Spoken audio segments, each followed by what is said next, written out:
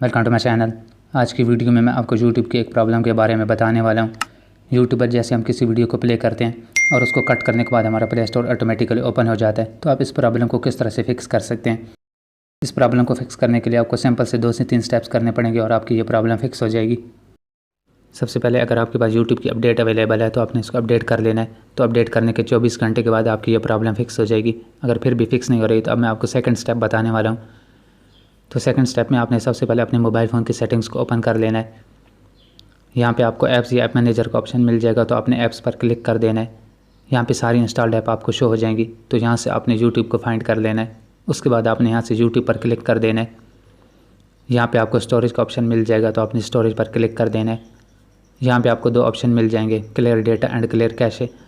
अगर आपने अपने यूट्यूब एप्लीकेशन में वीडियोज़ को डाउनलोड करके रखा है तो आपने क्लियर डेटा पर क्लिक नहीं करना, क्योंकि आपकी सारी वीडियोज़ डिलीट हो जाएंगी।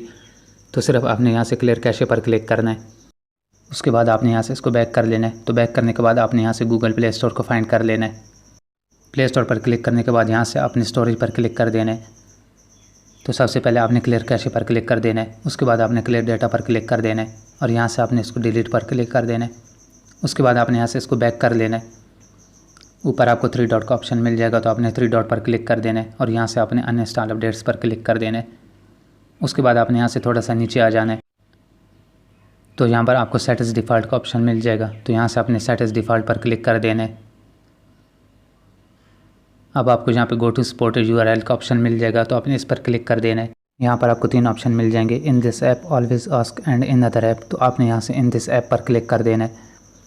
तो इन दिस ऐप पर क्लिक करने के बाद आपने यहाँ से अपने डिवाइस को रीस्टार्ट कर लेना है, तो आपकी प्रॉब्लम फिक्स हो जाएगी। उम्मीद है कि आपको वीडियो पसंद आई होगी। अगर पसंद है तो लाइक कर दें, चैनल को सब्सक्राइब कर दें।